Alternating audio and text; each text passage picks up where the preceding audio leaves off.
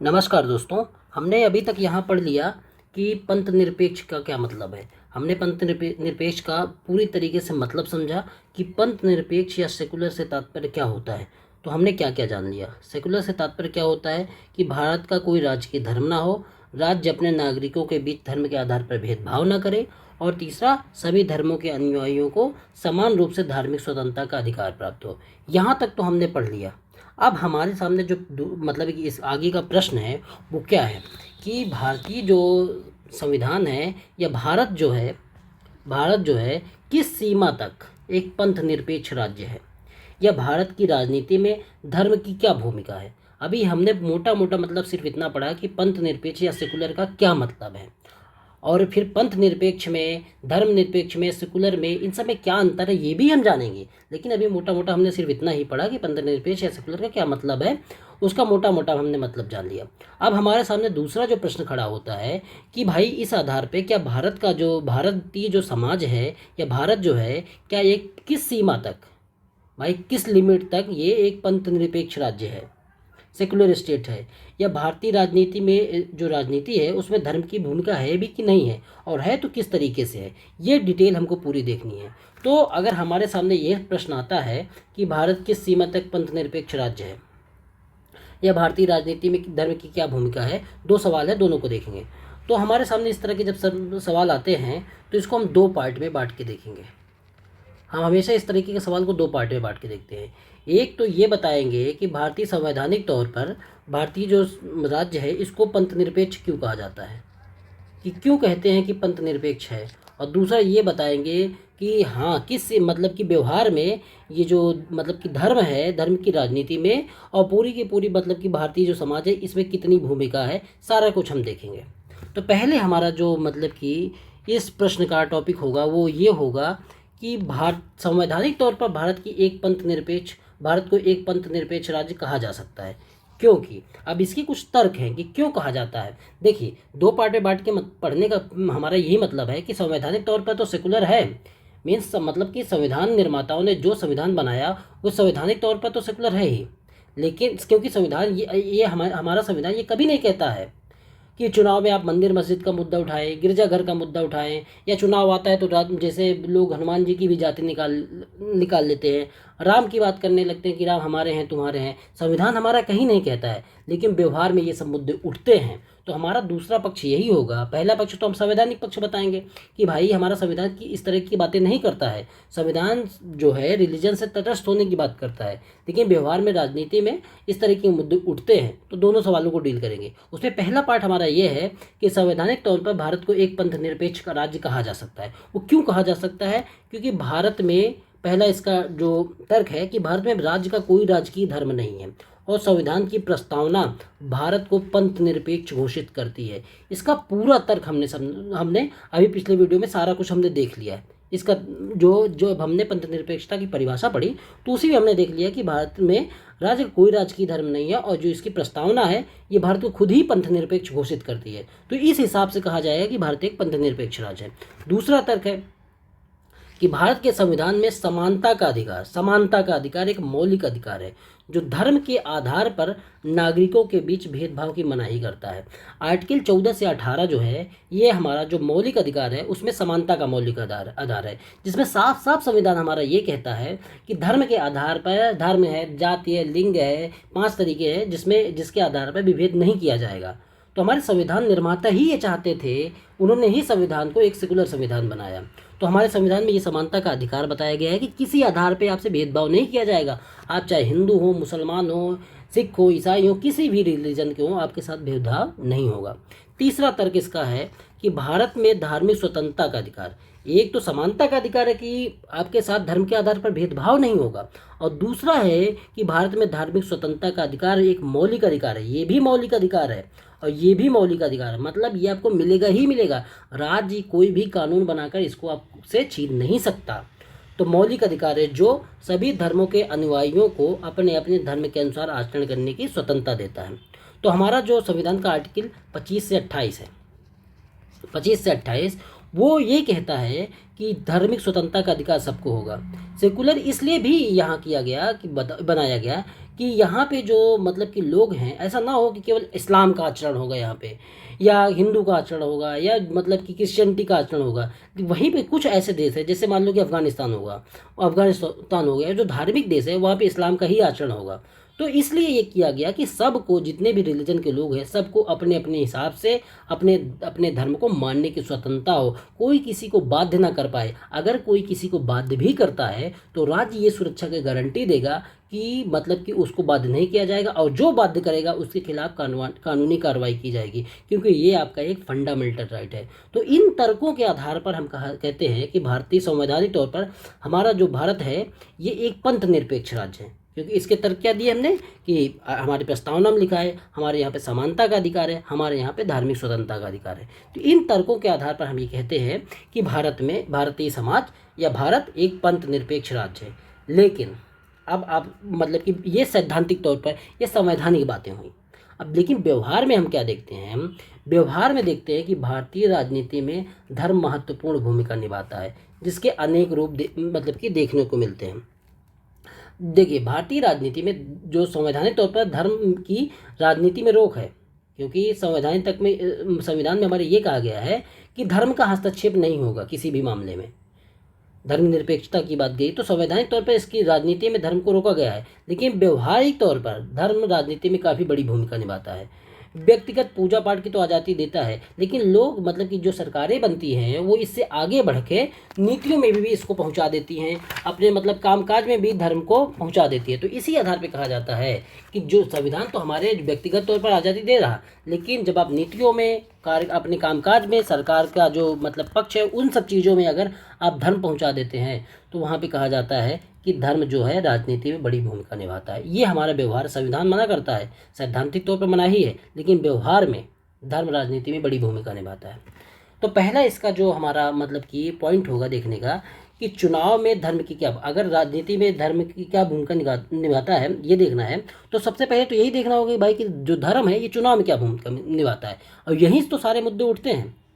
तो सबसे पहले ये अलग से भी आपसे टॉपिक पूछा जा सकता है कि चुनाव में जो है वो धर्म क्या भूमिका निभाता है, तो उसको भी हम देखेंगे, एक एक पॉइंट करते चले जाएंगे, जिससे आपको ये पता चल जाए कि व्यवहार में जो भारतीय राजनीति है ना, इसमें धर्म किस प्रकार की भूमिका निभाता है। एक एक पॉइंट देखना। तो सबसे पहला पॉइंट है इसमें कि चुनाव में धर्म किस तरीके की भूमिका निभाता है। देखिए, तो इसका पहला पॉइंट क्या है, पहले सारे पॉइंट हम पढ़ लेते हैं फिर इसका डिस्कशन करते हैं। देखिए, पहला पॉइंट है कि उम्मीदवारों के चयन में व्यवहार में धर्म और जाति जैसे कारक महत्वपूर्ण भूमिका निभाते हैं। तो उम्मीदवार का चयन भी इस आधार पे होता है कि वो किस धर्म का है, किस जाति का है। सैद्धांतिक रूप से तो हमारे यहाँ पे कोई भी दलीय स्वीकार नहीं करता है कि उसने धर्म और जाति के आधार पर उम्मीदवार तय किए हैं, लेकिन व्यवहार में हम सब लोग जानते हैं कि कैसे तय होता है। इसी आधार पर तय होता है कि भारत जो उसका जनसंख्या मानचित्र क्या है, उस एरिया का जनसंख्या मानचित्र क्या है।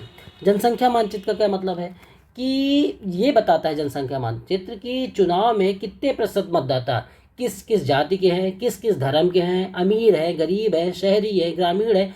हर आधार पे ये जो मतलब कि आधार बता देता है कि किस तरीके के मतदाता यहाँ पे हैं, और उसी को तय करके जो राजनीतिक पार्टियाँ होती है अपने उम्मीदवार खड़े करती हैं।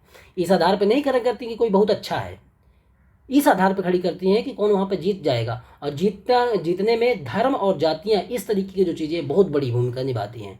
तो अब ये जो मतलब कि हमारा जो पहला पॉइंट है कि उम्मीदवार के चयन में ही धर्म और जाति भूमिका निभा लेते हैं, क्योंकि हमको टिकट ही उसी को देंगे जो जीतने वाला होगा, और जीतेगा कौन, जो उस जाति में मजबूत होगा, मतलब कि उसकी जातियों की संख्या ज़्यादा होगी या उसके धर्म की संख्या ज़्यादा होगी।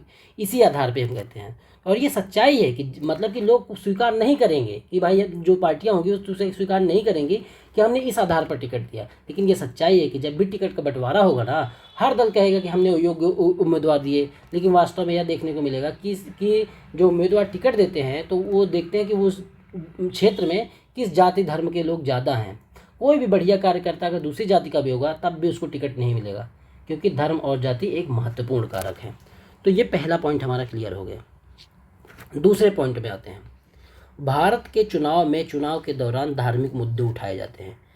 सैद्धांतिक तौर पर या संवैधानिक तौर पर यह साफ साफ मना है कि चुनाव के दौरान आप कोई भी धार्मिक बातें नहीं कर सकते या धार्मिक मुद्दे नहीं उठा सकते। लेकिन व्यवहार में आपको भी पता है, सबको पता है कि व्यवहार में इस तरीके के मुद्दे खूब उठाए जाते हैं।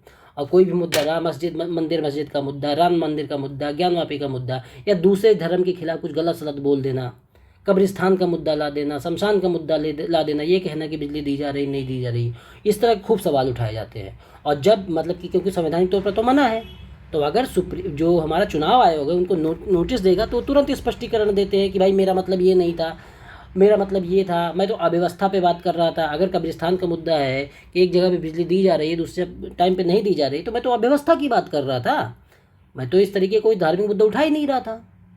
तो ये कह के अपनी बात को टाला जाता है, स्पष्टीकरण दिया जाता है। लेकिन आप भी जानते हैं कि वो जो कहना चाहता था उसकी बात जनता तक पहुंच जाती है। तो संवैधानिक तौर पर चाहे जितना मनाही हो, व्यवहारिक तौर पर इस तरह के मुद्दे खूब उठाए जाते हैं। तो आप ये भी समझ गए। तीसरा है कि भारत में जनता का मतदान व्यवहार भी धर्म और जाति जैसे कारकों से प्रभावित होता है। देखिए, ये जो है ना, राजनीति जो विज्ञान है उसका एक महत्वपूर्ण टर्म है मतदान व्यवहार। यहाँ हम उसका मतलब समझेंगे कि कोई भी अगर जो मतलब कि कोई भी व्यक्ति है वो मतलब कि ये जो मतदान व्यवहार है इसमें ये स्टडी की जाती है कि कोई भी व्यक्ति या पर्टिकुलर उम्मीदवार अगर किसी को वोट देता है ना, तो वो उसी को ही क्यों वोट देता है। किसी भी उम्मीदवार को अगर मैं वोट देता हूँ या आप वोट देते हैं तो आप उसी को ही क्यों देखते हैं। इस बात की यहाँ पे मतलब कि जो पॉलिटिकल साइंस में इसकी मतदान व्यवहार की स्टडी की जाती है। तो इसके बहुत सारे रीजन सामने आते हैं। ये भी आते हैं कि लोग व्यक्तित्व को देख के देखते हैं, लोग कौन व्यक्ति विकास कर पाएगा उसको देख के देखते हैं। लेकिन भारतीय समाज में ये देखा गया कि जो दो कारक सबसे महत्वपूर्ण भूमिका निभाते हैं किसी भी उम्मीदवार को वोट देने में, सबसे महत्वपूर्ण कारक है धर्म और जाति। धर्म और जाति, तो ये देख के ही लोग वोट देते हैं। तो ये इस तरीके के कारक महत्वपूर्ण भूमिका निभाते हैं।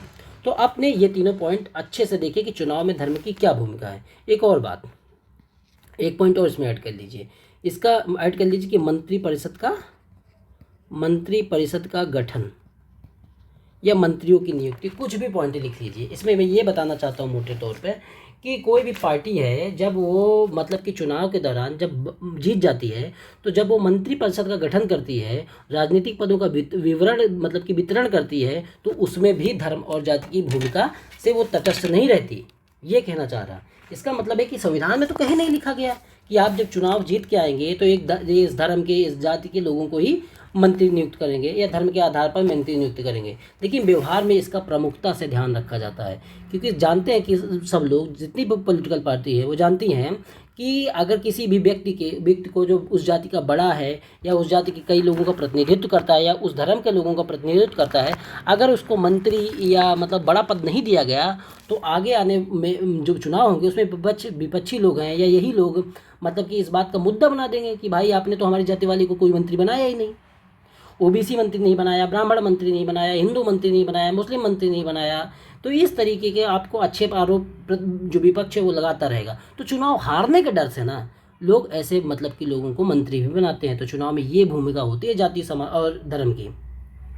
इवन सरकार जो महत्वपूर्ण आयोग है इन सब की जो में भी जो अध्यक्ष पद या बड़े पद की नियुक्ति करती है, वहाँ में भी इस बात का ध्यान रखती है कि ये कौन सी जाति का है, कौन सा धर्म का है, क्योंकि उनको वोट लेना है, अगली बार फिर जीत के आना है। तो इन सब बातों का सरकारें ध्यान रखती हैं।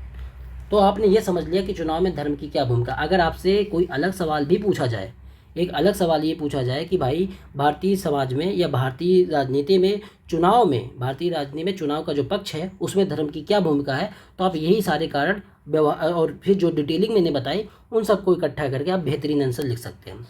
अब देखिए, भारतीय राजनीति में जो अगला कारण मतलब कि धर्म भूमिका निभाता है, अनेक रूप देखे जा सकते हैं। उसमें और क्या मतलब कि स्पष्ट रूप से हमको क्या क्या दिखता है कि भारत में व्यवहार में कुछ सीमा तक सरकार की नीतियां भी धर्म से प्रभावित होती हैं। आप खुद देखते होंगे कोई भी सरकार इस बात को एक्सेप्ट नहीं करती कि हमने धर्म के आधार पर या जाति के आधार पर, ऑफिशियल रूप से कोई भी सरकार ये एक्सेप्ट नहीं करेगी इस आधार पर हमने नीतियां बनाई हैं। लेकिन व्यवहार में आपको भी पता है, सबको पता है कि अगर योगी आदित्यनाथ सीएम बनेंगे तो किस तरफ धर्म की नीतियां झुकी रहे, मतलब कि जो सरकार की नीतियां हैं उनका झुकाव किस तरफ रहेगा। मोदी जी पीएम बनेंगे तो उनका झुकाव किस तरफ रहेगा। CAR NPR का मुद्दा आपने देख लिया होगा।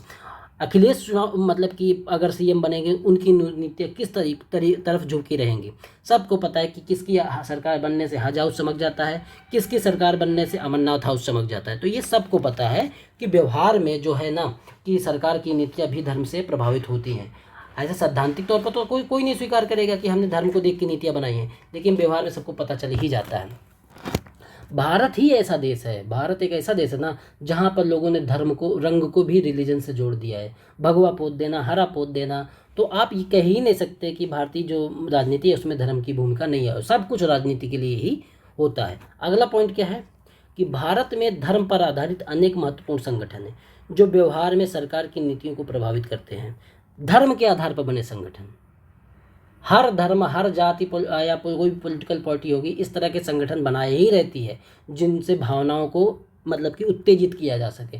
चाहे वीएचपी ले लो या बजरंग दल ले लो या मतलब कोई भी है, मतलब कि उनके जो दबाव होते हैं ना वो दबाव सिस्टम में भी देखने को मिलता है और उनसे भी नीतियाँ प्रभावित होती हैं। मान लो कि जैसे मराठा आंदोलन था, तो मराठा आंदोलन ने आंदोलन किया, सरकार दबाव में ओबीसी का दर्जा दिया, बाद में वो एससी सुप्रीम कोर्ट से रद्द हो गया, तो उसकी बात नहीं है, लेकिन इस तरह के दबाव में भी नीतियाँ काम करती है।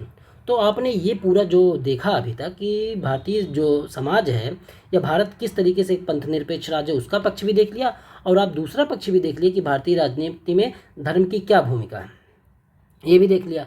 तो फाइनली अब हम देखेंगे कि कुल मिला के हम क्या देखते हैं कि संवैधानिक तौर पर या सैद्धांतिक तौर पर भारत एक सेकुलर स्टेट तो है, लेकिन व्यवहार में धर्म की जो राजनीति में भूमिका भी देखने को मिलती है।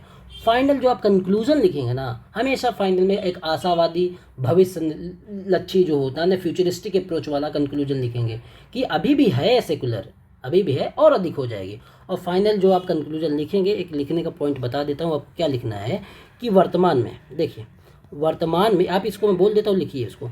वर्तमान में जो भारतीय की राजनीति है उसमें स्पष्ट रूप से जो धर्म की भूमिका तो देखी जा रही है, लेकिन जैसे जैसे भारत में शिक्षा, जागरूकता, संवैधानिक मूल्य, इन सब के प्रति अगर जो लोग होंगे ना, जागरूकता बढ़ती जाएगी, उनमें शिक्षा आती जाएगी, जो संवैधानिक मूल्य है हमारे, समानता, स्वतंत्रता, ये सब है, जातिवाद खत्म करना, धर्मनिरपेक्षता मूल्य, सांप्रदायिकता खत्म करना, इस तरह की जब मूल्य बढ़ते जाएंगे तो उस तरीके जितने ज़्यादा मूल्य बढ़ते जाएंगे, पंथ निरपेक्षता का मूल्य आता जाएगा, वैसे वैसे व्यवहार में जो राजनीति होगी उसमें धर्म की भूमिका कम होती जाएगी। तो ये हमने मतलब कि बहुत बड़ा पक्ष हमने कवर कर लिया कि भारतीय समाज जो है किस सीमा तक एक पंथ निरपेक्ष राज्य है और राजनीति में इसकी क्या भूमिका है धर्म की। अब हमारे सामने जो बहुत बड़ा सवाल है वो है धर्म निरपेक्ष और पंथ निरपेक्ष का मुद्दा। धर्म निरपेक्षता और पंथ निरपेक्षता में अंतर क्या है ये हम देखेंगे। तो अब डिटेल में इन दोनों वर्ड का मतलब देखेंगे कि धर्म निरपेक्षता और पंथ निरपेक्षता, इन सब का मतलब देखेंगे। सेकुलर का क्या मतलब है वो देखेंगे। तो देखिए, एक मिनट रुक जाइए। देखिए, हमारी प्रस्तावना में जो वर्ड है ना, प्रस्तावना में वहीं तो सारा कुछ हमको देखना है। तो प्रस्तावना में जो वर्ड है वो है पंथ निरपेक्ष। हमारी प्रस्तावना में जो वर्ड है वो पंथ निरपेक्ष, लेकिन इसी के ही एक समानार्थक रूप से एक शब्द खूब यूज किया जाता है, वह होता है धर्मनिरपेक्ष। लेकिन अगर ये धर्मनिरपेक्ष भी ठीक है, अगर धर्मनिरपेक्ष यही ठीक है, तो प्रस्तावना में फिर पंथ निरपेक्ष को क्यों डाला? तो क्या ये दोनों शब्द एक ही जैसे हैं या इनमें कुछ अंतर है, या कुछ इसको सोच समझ के लिखा गया है? ये भी तो आपको जानना चाहिए कि प्रस्तावना में पंथ निरपेक्षता लिख दिया, आपने पंथ निरपेक्षता लिख दिया हिंदी में आपने पंथ निरपेक्षता लिख दिया, और व्यवहार में आपको खूब पता है कि भारत में धर्मनिरपेक्षता संविधान है, धर्मनिरपेक्ष संविधान है, ये सब खूब कहा जाता है। तो इनमें दोनों में कुछ अंतर है क्या? सोच समझ के ये लिखा गया है पंथ निरपेक्ष। अगर पंथ निरपेक्ष मतलब कि सोच समझ के नहीं लिखा गया तो धर्मनिरपेक्षता भी लिख देते, तो समझेंगे कि इन दोनों में क्या अंतर है, पंथ निरपेक्ष में और धर्मनिरपेक्ष में। ये तो हिंदी में मतलब हो गया।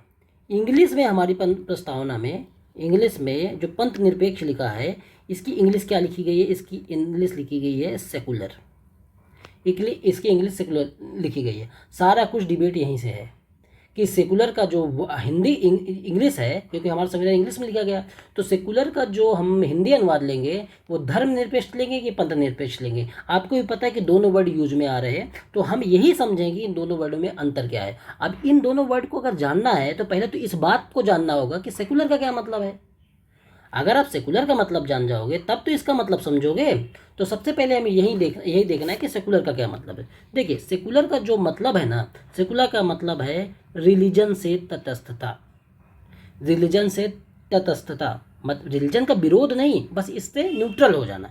मीन इसका मतलब है कि आप पर्सनल रूप से खूब रिलीजियस हो, लेकिन सरकार की जो नीति बनेगी, चाहे शिक्षा से रिलेटेड नीति हो, अर्थव्यवस्था से संबंधित नीति हो, प्रशासन हो, इसमें कोई भी रिलीजन मतलब कि यहाँ पे नहीं होना चाहिए, इस या रिलीजन से प्रभावित नहीं होनी चाहिए। रिलीजन का विरोध नहीं है, बस रिलीजन जो है आप तक सीमित रहे, पर्सनल रूप से आप रिलीजन मानते रहो। सरकार की जो नीतियाँ हैं वो रिलीजियस नहीं होना चाहिए, ठीक है। हाँ, जैसे मतलब कि आप पर्सनल लेवल से खूब मानते रहो, सार्वजनिक जीवन में धर्म का कोई मतलब नहीं होना चाहिए। सार्वजनिक जीवन में या सरकारी जीवन में या गवर्नमेंट जो है उसके कामकाज में धर्म का हस्तक्षेप नहीं होना चाहिए। ये नास्तिकता की बात नहीं कहता कि आप नास्तिक हो जाओ या धर्म के विरोधी हो जाओ, आपको जो मानना है मानो, लेकिन जो राज्य होगा, जो प्रशासन में लोग होंगे, जो प्रशासन की नीतियाँ होंगी, वो धर्म से एकदम तटस्थ होंगी। आप पर्सनल रूप से जो मानना है मानते रहिए। ये एक यूरोपियन कॉन्सेप्ट है, मतलब कि ये यूरोप से आया है। तो सेकुलर का जो मतलब है वो है रिलीजन से तटस्थता। रिलीजन से तटस्थता, तो आप ये जान गए कि रिलीजन से तटस्थता। अब अगर आप रिलीजन से तटस्थता के विषय तो जान गए कि भाई हमको रिलीजन से तटस्थ रहना है। तो जब तक आप ये नहीं जानोगे कि रिलीजन का मतलब क्या है, तब आपको कैसे पता चलेगा कि भाई रिलीजन का मतलब क्या है और किस चीज़ से तटस्थ होना है।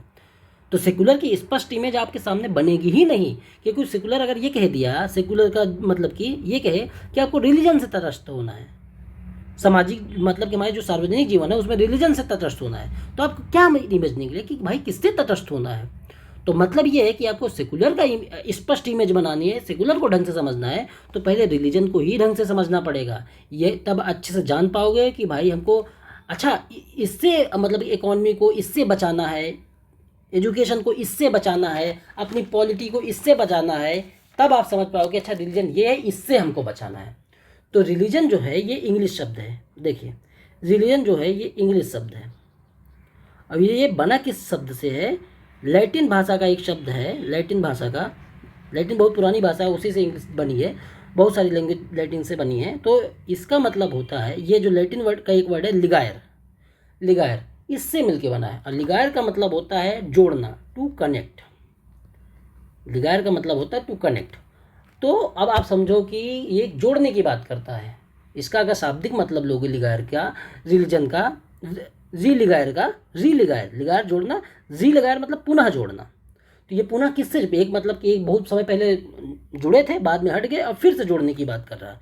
तो रिलीजन का क्या मतलब है कि रिलिगायर का मतलब है जोड़ना। तो अब इसका शाब्दिक मतलब देखो कि इसको जोड़ने की बात तो कर रहा, तो हमारे सामने यही प्रश्न उठेगा कि भाई किससे किसको जोड़ना। तो ये जो बात कहता है रिलीजन, ये कहता है कि ईश्वर को मनुष्य से जोड़ना, ये बात करता है रिलीजन। तो रिलीजन क्या कहता है कि ईश्वर को मनुष्य से जोड़ने की जो प्रक्रिया है वो रिलीजन है। मतलब कि ईश्वर को प्राप्त करने में या उससे कनेक्ट करने में जो हमारी मदद करता है वो रिलीजन है।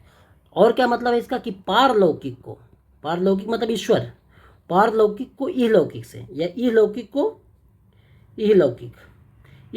को पारलौकिक से जोड़ने में जो हमारी मदद करता है वो क्या है, वो रिलीजन है। अब ये सब में आएगा क्या क्या। अब अगर पारलौकिक को जोड़ना है इहलौकिक से, या मनुष्य को ईश्वर से जोड़ना है, तो उसमें क्या क्या मतलब की पद्धतियाँ होंगी, या किन किन चीज़ों से हम जोड़ देंगे। तो हमारे पास कुछ तो धर्म ग्रंथ होंगे। तो रिलीजन के क्या क्या हिस्से होते वो मैं बता रहा। तो कुछ तो धर्म ग्रंथ होंगे, कुछ, ये सब धर्मों की बात है, सारे के सारे जो रिलीजन है सब की बात है। रिलीजन, आप इंग्लिश में वर्ड रिलीजन रखो, हिंदी में उसका धर्म मत रखो, क्योंकि धर्म का मतलब दूसरा भी हम समझेंगे। और क्या हो सकती है, उपासना पद्धति होगी, पूजा पाठ हो गया, ईश्वर हो गया, ईश्वर की सत्ता जरूर मानेंगे, एक पारलौकिक सत्ता। देखिए, अब ये सब चीज़ें हमको क्या होंगी, ये एक कर्मकांड की पद्धतियाँ हैं कि भाई यही चीज़ें होंगी, यही चीज़ें हमारे मतलब कि भौतिक रूप से होंगी, या मतलब कि हमारे सामने होंगी। इन्हीं के माध्यम से हम ये लौकिक से पारलौकिक को जोड़ पाएंगे, ईश्वर को मनुष्य से जोड़ पाएंगे। ये कर्मकांड की पद्धतियाँ हैं कि भाई हमारे पास कुछ धर्म ग्रंथ होने चाहिए, उपासना पद्धति, मंदिर, मस्जिद, स्कूल, मतलब कि गिरजाघर, इस तरीके की चीज़ें तो हो, उपासना की पद्धति हो, नमाज पढ़ना, जैसे रुद्राभिषेक करना, पूजा करना, ये सब चीज़ें जो होंगी ये धर्म के मुद्दे, ये मतलब कि रिलीजन के पार्ट होंगे। अब इसी आधार पर ये कहा जाएगा कि व्यवहार में तो यही है रिलीजन में, रिलीजन का मतलब, तो इसी आधार पर कहा जाएगा कि सरकार की जो नीतियाँ हो ना वो इन सब चीज़ों से तटस्थ हों, तभी कहा जाएगा कि वो जो मतलब कि समाज है वो एक सेकुलर समाज है, क्योंकि सेकुलर का मतलब रिलीजन से तटस्थ, और रिलीजन के तत्व क्या हैं ये सब, और इन सब से अगर तटस्थ होंगे, education system, economic system, political system, अगर इन सब से तटस्थ होगे तभी हम कहा जाएगा कि वो समाज जो है एक सेकुलर समाज है। आप पर्सनल रूप से इन सबको खूब फॉलो करिए, खूब पूजा करिए, दिन भर जो करना करिए, लेकिन जब सरकार की नीतियाँ होंगी, सरकार के जो सिस्टम होंगे, सरकार के जो मतलब कि भाग होंगे, पक्ष होंगे, उनमें अगर ये सब चीज़ का पक्ष दिखता है तब कहा जाएगा वो सेकुलर देश नहीं है या सेकुलर राज्य नहीं है। अगर इन सब चीज़ से तटस्थ है तब कहा जाएगा ये एक सेकुलर देश है, एक सेकुलर देश है, सेकुलर राज्य है, क्योंकि आप पर्सनल रूप से जितना मानो उससे कोई दिक्कत नहीं। तो एक जो सेकुलर देश होगा ना वहाँ पे क्या पढ़ाया जाएगा, वहाँ पे डार्विन जैसे लोग पढ़ाए जाएंगे, वहाँ पे डार्विन की इवोल्यूशन थ्योरी पढ़ाई जाएगी, इस जगत का विकास जो हुआ है इवोल्यूशन से हुआ है। वहाँ पे अगर धार्मिक देश होता तो क्या पढ़ाया जाता, क्या पढ़ाया जाता? आप खुद सोचो कि इस जगत का जो मतलब कि विकास हुआ है या जगत जो बना है उसको ईश्वर ने बनाया है, इस तरीके की बातें आती हैं। तो इस चीज़ से तटस्थता को, रिलीजन से तटस्थता मतलब ये जो रिलीजन के तत्व है इनसे तटस्थता, और जब इनसे तटस्थ होंगे तभी आप एक सेकुलर देश कहलाएंगे। ये हमारा का पूरा एक पश्चिम वाला कॉन्सेप्ट है। तो इस आधार पे कहा गया कि जो देश होगा वो एक सेकुलर देश होगा, क्योंकि यहाँ पे रिलीजन से आदमी तटस्थ रहेगा। अब आते हैं इसका दूसरा जो पक्ष है, हम पंथ निरपेक्षता पे आएंगे। अभी हम सेकुलर का जो हिंदी सेकुलर का मतलब हमने समझा, अभी उसके बाद हम पंथ निरपेक्षता, सेकुलर क्यों लिया गया, पंथ निरपेक्ष, सेकुलर की हिंदी पंथ निरपेक्षता क्यों ली गई ये भी देखेंगे। अब हम आते हैं पहले धर्म निरपेक्षता का मतलब जान जाए। जनरली जो सेकुलर को ट्रांसलेट कर देते हैं धर्म निरपेक्षता के रूप में भी लोग कर देते हैं, लेकिन वो सही ट्रांसलेशन नहीं है। क्यों नहीं सही है उसको हम इसी के जो वर्ड है धर्म निरपेक्षता इसी से समझ जाएंगे।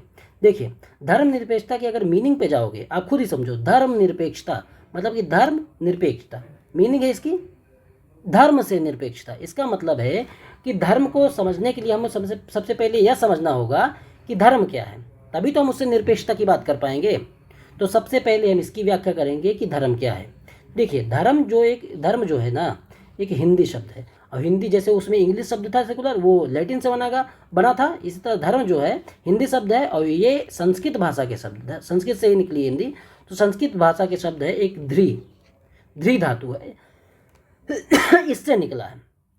इसका मतलब होता है ध्री का धारण करना या स्वीकार करना। इसका मतलब धर्म का क्या है? अगर ध्री का मतलब धारण करना है स्वीकार करना है तो इस हिसाब से धर्म का क्या मतलब है? इस हिसाब से धर्म का मतलब है कि वो बातें ना जिसको हम धारण करते हैं या जिसको अपनाते हैं, या जो भी हमारे प्राचीन धर्म ग्रंथ हैं या प्राचीन भारत के जो भी धर्म ग्रंथ है इसी संदर्भ में वो भी यही सब बातें करते हैं। कि जैसे हमारे यहाँ पे भगवत गीता है, भगवत गीता में इस धर्म की इस तरीके की परिभाषा प्राचीन रूप से हमारी यही परिभाषा बताई गई है, और यही भारतीय समाज में धर्म का मतलब भी है। तो धर्म का मतलब ध्री है, ध्री का मतलब धारण करना। तो इससे हमारे जो धर्म ग्रंथ हैं, जो प्राचीन धर्म ग्रंथ वो इस बात को सपोर्ट भी करते हैं, वो बताते हैं कि हमारे यहाँ में मूल रूप से धर्म का क्या मतलब था। तब आप समझ पाएंगे कि धर्म का मतलब सेकुलर जो है वो धर्म निरपेक्षता के बराबर नहीं है, वो अलग कॉन्सेप्ट है, ये अलग कॉन्सेप्ट है। जैसे भगवत गीता है हमारी, भगवत गीता में पर धर्म की परिभाषा क्या बताई गई? धार्यते इति धर्म। गीता में क्या बताया गया है? धार्यते इति धर्म, ये गीता में बताया गया है। इसका क्या मतलब है? मतलब जिसको धारण किया जा सके वही धर्म है। महाभारत क्या कहता है? महाभारत कहता है कि धर्मो धार्यति जगत, धर्मो धार्यति जगत, इस तरीके की बात करता है कि मतलब जगत को धर्म ही धारण करता है, जगत को धर्म ही धारण करता है। और गीता में क्या कहा गया है? धर्मो रक्षति रक्षतः, धर्मो रक्षति रक्षतः, मतलब कि तुम धर्म की रक्षा करो, धर्म तुम्हारी रक्षा करेगा। इस तरीके की बातें गीता में की गई हैं। तो उसका क्या मतलब है? आप मतलब कि दुनिया में जो राजनीतिक होते हैं, जो राजनीति करते हैं, वो इसका उल्टा सीधा मतलब निकाल के अपने हिसाब से चीज़ें तय करते हैं। अब इसमें यह कहा गया कि धर्मो रक्षति रक्षता, तो तुम धर्म की रक्षा करो और धर्म तुम्हारी रक्षा करेगा। तो लोग इसका उल्टा मतलब निकाल के रिलीजन से जोड़ के इसका मतलब निकालते हैं, लेकिन इसका ओरिजिनल मतलब क्या है वो हम अभी देखते हैं। तो देखिए गीता में भी कहा गया है धार्यते इति धर्मा, धर्मो रक्षति रक्षता, महाभारत में धर्मो धार्यति जगत, ये सब चीज़ें मतलब कि की गई। इसका मोटा मोटा आप जो मतलब समझ पा रहे हो, इन सब का आप मतलब क्या समझ पा रहे हो, जो हमने देखा अभी तक, इसका मतलब क्या समझ पा रहे हो कि ये किस तरफ इशारा, जो धर्म है वो किस तरफ इशारा कर रहा, क्या रिलीजन टाइप बातें कर रहा। इसका मतलब है कि जो धर्म है वो क्या कह रहा है कि जो धारण करने योग्य है, जो अपनाने योग्य है, जो करणीय है, वही धर्म है, जो वर्थ डूइंग है, जिसका पालन करना चाहिए, जो वही धर्म है। इसका मतलब धर्म किस चीज़ की बात कर रहा है, धर्म एक तरीके के कर्तव्य की बात कर रहा है, ड्यूटी की बात कर रहा है कि जो करने योग्य है, जो आचार संहिता है, कोड ऑफ कंडक्ट है, वही धर्म है, कोड ऑफ इथिक्स है, या मतलब कि जो करना चाहिए वही धर्म है। मतलब हर आदमी को अपने अपने हिसाब, अपने अपना जो काम है ना, उसको जो काम होता है, आप जिस पोजीशन पे होते हो, आप का उस पोजीशन के हिसाब से जो काम तय होता है, आपको वही काम करना चाहिए। तो इस संसार में उससे अमन चैन बना रहेगा, लड़ाई झगड़ा नहीं होगा, सब अपना अपना काम करें। या इसका जो मतलब अभी मैंने बताया कि तुम धर्म की रक्षा करो, धर्म तुम्हारी रक्षा का मतलब करेगा, इसका क्या मतलब है? इसका सिंपल सा मतलब ये है कि तुम अपना कर्तव्य पालन करो, समाज में स्थिरता खुद बनी रहेगी, समाज की रक्षा अपने आप होती रहेगी, क्योंकि तुम अपने आप मतलब कि अपना कर्तव्य करोगे तो उसी तरीके से समाज अपने आप उसी तरीके से ढलता जाएगा, समाज अपनी रक्षा उसकी खुद ही होती जाएगी। ये तो हुई हमारे धर्म ग्रंथों की बात, धर्म ग्रंथ हमारे ये कह देते हैं। लेकिन व्यवहार में भी हमारा समाज जो है, हमारा मध्य भारतीय समाज, इसमें भी यही मतलब हुए धर्म का कि ड्यूटी के रूप में ही इसको देखा गया है। जैसे कुछ ड्यूटी की बात अब मतलब कि की गई है, जैसे मान लो कि ड्यूटी का मतलब धर्म, कुछ धर्म की बात की गई है, तो जैसे राज धर्म की बात की गई, विद्यार्थी धर्म की बात की गई, स्त्री धर्म की बात की गई, पुत्र धर्म की बात, शिक्षक धर्म, मित्र धर्म, सन्यासी धर्म, आपद धर्म, दाम्पत्य धर्म, वर्ण धर्म, दुनिया भर के 75 तरीके के धर्म होते हैं और सबकी बात की गई। मतलब कि हमारे यहाँ धर्म का मतलब यही है कि जो जिस पोजीशन पे है, जो जिस मतलब कि रूप में है, उस रूप में अपने कर्तव्य का पालन करे, यही धर्म है। एक एग्जाम्पल से समझो। अब मैंने विद्यार्थी धर्म की बात की, देखिए विद्यार्थी धर्म का क्या मतलब है? अब इसको दो तरीके से लोग ले सकते हैं कि विद्यार्थी धर्म का मतलब है कि जो रिलीजियस हो। तो क्या ये मतलब है? विद्यार्थी धर्म का एकदम मतलब नहीं जो रिलीजियस हो, जो पूजा पाठ करे, भगवान को माने, इसका कोई मतलब नहीं कि उसका एक मतलब कि देवता हो विद्यार्थियों का, एक धर्म ग्रंथ हो, एक धर्म गुरु हो। ये बिल्कुल मतलब नहीं विद्यार्थी धर्म का। इसका मतलब सिर्फ इतना है विद्यार्थी धर्म का कि विद्यार्थी अध्ययनशील हो, अनुशासित हो, गुरुजनों का आदर करने वाला हो। इस तरीके का जो धर्म मतलब कि विद्यार्थी के लिए जो धर्म है वो ये धर्म है, इसी को विद्यार्थी धर्म कहते हैं। पुत्र धर्म का मतलब है कि अपने मतलब पिताजी की सेवा करना, पिताजी की बातें मानना, इस तरीके के जो धर्म है उसको पुत्र धर्म बोलते हैं। मित्र धर्म है कि मित्र के संकट में सहायता करना, उसके साथ खड़े रहना, इस तरीके के जो धर्म है उसको मित्र धर्म करते हैं। तो हमारा जो धर्म का कॉन्सेप्ट है ना, वो सिर्फ कर्तव्य की बात करता है, वो रिलीजन की बात नहीं करता, पूजा पद्धति कर्मकांड की बात नहीं करता। आपको एक एग्जांपल समझाता हूँ कि दो विद्यार्थी हैं। अब आप समझ जाएंगे कि भाई रिलीजियस होने के लिए या धार्मिक होने के लिए या धर्म मानने के लिए आपको रिलीजियस होने की ज़रूरत नहीं है। दो विद्यार्थी है, एक ए है, एक बी है। अब दोनों में आप अंतर बताना। ए क्या है? एक खूब रिलीजियस है, पूजा पाठ दिन भर करना, भगवान का नाम लेना, 24 घंटे मंदिर जाना, पूरा काम करना और खूब तरीके से मतलब कि जो है तो विद्यार्थी पढ़ाई करने आया है, लेकिन उसका पूरा का ध्यान पूजा पद्धति में लगा रहता है, मंदिर जाने में लगा रहता है, और जहाँ भी कहीं भी पूजा हुई वहीं पहुँच जाता है। इस तरीके का एक विद्यार्थी है। पढ़ने लिखने का इसका कोई मतलब नहीं, इसकी कोई रुचि नहीं है पढ़ने में। एक व्यक्ति है मतलब कि पूरे रिलीजन का पालन ढंग से करता है, ठीक है। दूसरा व्यक्ति है जो नास्तिक है, जो मतलब कि रिलीजन को नहीं मानता है, भगवान को नहीं मानता है, एंटी रिलीजियस है। लेकिन ये विद्यार्थी जो है ना, ये मतलब कि पढ़ाई लिखाई में बढ़िया है, अनुशासित है, गुरुजनों को आदर करता है। अब दो हैं, ए है, बी है। तो आप बताओ कि आप ए के हिसाब से कौन सा विद्यार्थी धर्म का पालन करता है? एक कर रहा है कि बी कर रहा है? भारतीय संदर्भ में धर्म का पालन करता है। तो आप बिल्कुल कहेंगे कि विद्यार्थी का जो धर्म है उस धर्म को ये बी वाला विद्यार्थी निभा रहा है। तो इसको कह रहे हैं ये नास्तिक होकर भी, ये विद्यार्थी जो है नास्तिक होकर भी धार्मिक है, धर्म का पालन कर रहा है। और ये जो है विद्यार्थी रिलीजियस होकर भी धार्मिक नहीं है, क्योंकि विद्यार्थी धर्म का पालन नहीं कर रहा है। तो आपने मोटे तौर पर क्या समझा कि भारतीय संदर्भ में धर्म का मतलब ही यही है कि ड्यूटी, और जो अपनी अपनी ड्यूटी करते हैं, चाहे कोई भी धर्म हो, दाम्पत्य धर्म हो, वर्ण धर्म हो, सन्यासी धर्म हो, कोई मित्र धर्म हो, सब धर्म को अपने अपनी जगह पे पालन करना है। और एक व्यक्ति कई धर्म निभाता है, अगर वो विद्यार्थी रूप में है तो विद्यार्थी का धर्म निभाएगा, मित्र रूप में है तो मित्र का धर्म निभाएगा, पुत्र रूप में है तो पुत्र का धर्म निभाएगा, दाम्पत्य में है तो पति का या पत्नी का धर्म निभाएगा। तो एक ही व्यक्ति कई धर्म निभाता है। लेकिन जो रिलीजियस होता है वो हर टाइम पे बदलता नहीं है। 5 मिनट में विद्यार्थी जो धर्म होता है वो बदलता है। विद्यार्थी हो, घर पहुँचे, आप पुत्र हो गए, तो 5 मिनट 10 मिनट में आपका बदल जाता है मतलब कि धर्म। लेकिन जो रिलीजियस होता है व्यक्ति, उसका हर टाइम मतलब कि वो हमेशा एक ही जैसा रहता है। हिंदू हैं तो आप हिंदू मतलब कि मुसलमान नहीं हो जाते 5-5 मिनट में, मुसलमान हैं तो आप हिंदू नहीं हो जाते 5-5 मिनट में। तो रिलीजन जो है नहीं बदलता, लेकिन धर्म बदलता है। हमारे यहाँ पे धर्म का ये कॉन्सेप्ट है। महाभारत को में जैसे कहा गया, महाभारत को धर्म युद्ध कहा गया, कुरुक्षेत्र का जो युद्ध हुआ था, तो वो किस तरीके का युद्ध था? वो कर्तव्य का युद्ध था, वो कर्तव्य का ही युद्ध था।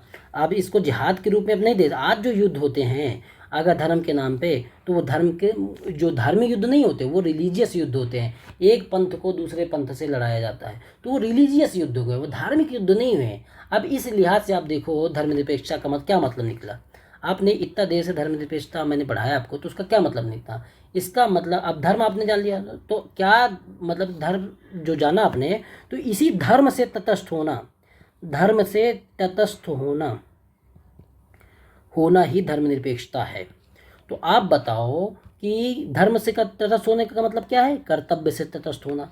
क्या ये सही आदर्श है कि कर्तव्य से ही आदमी तटस्थ हो जाए? क्या मैं अपनी ड्यूटी से ही तटस्थ हो जाऊं? क्या ये सही आदर्श है? आप बताओ कि मैं अपनी ड्यूटी को भूल जाऊं। हमें तो आपको ये नहीं करना है, हमको एकदम इस चीज़ से बिल्कुल तटस्थ नहीं होना है, हमको धर्म से तटस्थ नहीं होना है, अपने कर्तव्य से तटस्थ नहीं होना है, कर्तव्य को एकदम डूब कर करना है। तो अब अगर मैं आपसे ये कहूँ कि भारतीय संदर्भ में या भारतीय दृष्टिकोण में जो ये धर्मनिरपेक्षता है ना, धर्मनिरपेक्षता एक घटिया कॉन्सेप्ट है। मैं ये नहीं कह रहा कि सेकुलर एक घटिया कॉन्सेप्ट है, तो लेकिन भारतीय संदर्भ में, क्योंकि भारतीय समाज में धर्म, अगर आप सेकुलर का हिंदी धर्मनिरपेक्षता लिखते हो तो ये एक घटिया चीज़ है। सेकुलर का हिंदी धर्मनिरपेक्षता नहीं होता। धर्मनिरपेक्षता मतलब है कर्तव्य से निरपेक्षता। हमारे यहाँ पे समाज में धर्मनिरपेक्षता से तटस्थ होने की कोई ज़रूरत नहीं है। हाँ, हमें रिलीजन से तटस्थ होना है, लेकिन धर्म से नहीं। सरकार की जो जितनी नीतियां हैं वो धर्म से तटस्थ ना हो। कोई भी एसपी हो गया, मोदी जी हो गए, कोई भी डीएम हो गया, सीएम हो गए, सब अपनी अपनी ड्यूटी करते हैं जो उनको उस रूप में दी जाती है, तो ये कहा जाएगा वो धर्म का पालन कर रहे हैं, वो कर्तव्य का पालन कर रहे हैं। गांधी जी मोटे तौर पर कर्तव्य पालन के संस में ही धर्म का पालन करते थे। तो धर्मनिरपेक्ष नहीं हमें होना है। हमें क्या होना है? हमें रिलीजन से तटस्थ होने की बात करता है हमारा संविधान। तो अब ये मोटे तौर पर देखो कि अगर अब हमारे पास ये वर्ड तो रह नहीं गया, सेकुलर जो वर्ड था जो हमारे संविधान में जोड़ा गया 1972 में 42वें संविधान संशोधन के माध्यम से, तो हमारे पास ये धर्मनिरपेक्ष, इसके लिए हिंदी रह नहीं गई, क्योंकि धर्मनिरपेक्षता का मतलब तो कुछ और ही है।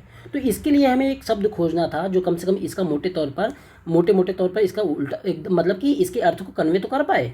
तो यहीं से आया वर्ड पंथ निरपेक्षता, कि हमें ये पंथ निरपेक्षता वो जो वर्ड है ना, वो सेकुलर की एकदम हिंदी नहीं बता पाता, कि जो सेकुलर बताता वही मतलब कि पंथ निरपेक्ष बता दे।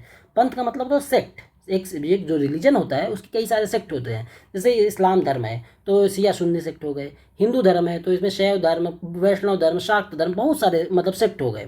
तो इसको बोलते हैं सेक्ट। सेक्ट की हिंदी क्या होती है? पंथ। और पंथ का क्या मतलब है? तो ये एग्जैक्ट मतलब इसका सेकुलर का नहीं बना पाता है पंथ, लेकिन हमको मोटे एक शब्द लेना था, तो हमने क्या लिया? पंथ निरपेक्षता, क्योंकि धर्मनिरपेक्षता हम नहीं ले सकते थे। तो पंथ निरपेक्षता का क्या मतलब है? कि पंथ का मतलब है रास्ता। पंथ का मतलब है रास्ता, वह रास्ता जो हमें ईश्वर तक पहुंचाने में मदद करता है। बाइबिल हो गया, कुरान हो गया, गीता हो गया, वेद हो गया, तो आप इन सब को मानते रहो, कोई दिक्कत नहीं है। ये एग्जैक्ट इसका सेकुलर का ट्रांसलेशन नहीं है। आपने पर्सनल रूप से इनको कोई मानते रहो, सब ईश्वर तक पहुंचाने के रास्ते हैं। लेकिन इस चीज़ से हमारा संविधान तटस्थ रहेगा। हमारी जो नीतियाँ बनेंगी वो आपकी बाइबिल से, कुरान से, गीता से, वेद से, इससे प्रभावित नहीं रहेंगी। धर्म से प्रभावित रहेंगी, क्योंकि धर्म का मतलब हमारा कर्तव्य है, लेकिन पंथ से प्रभावित नहीं रहेंगी। तो हमें धर्म से तटस्थ होना है, पंथ से नहीं। अब देखो एक बात और, एक डिबेट है कि भाई 26 जनवरी 1950 को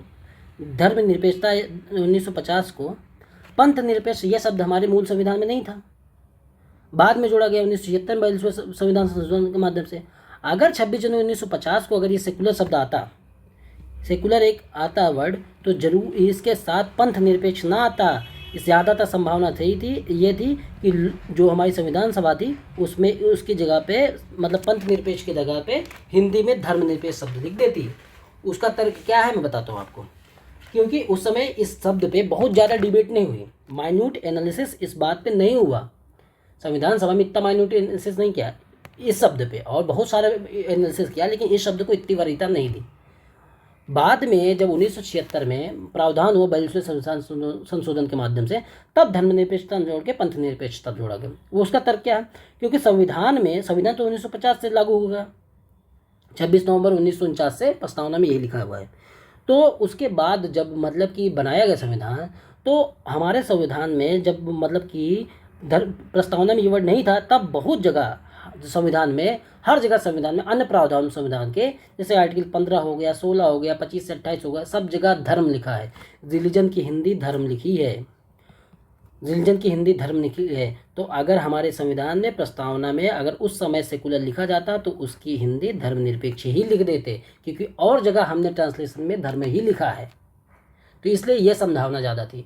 तो वहीं पर जब हमारे 1976 में जब मतलब कि 42वें संविधान संशोधन के माध्यम से जब वर्ड जोड़ा गया, वो सेकुलर का हिंदी पंथ जोड़ा गया, धर्म नहीं जोड़ा गया।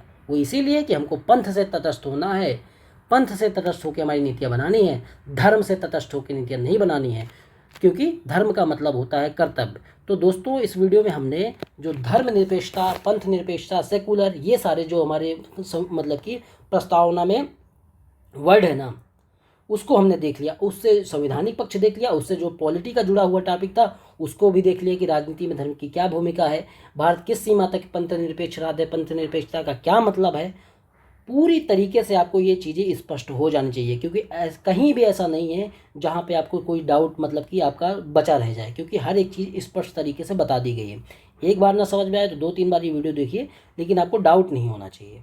तो इस वीडियो में इतना ही। अब आगे हम अपने वीडियो में क्या पढ़ेंगे, लोकतंत्र वगैरह जो चीज़ें बची रहेंगी वही पढ़ेंगे। धन्यवाद दोस्तों।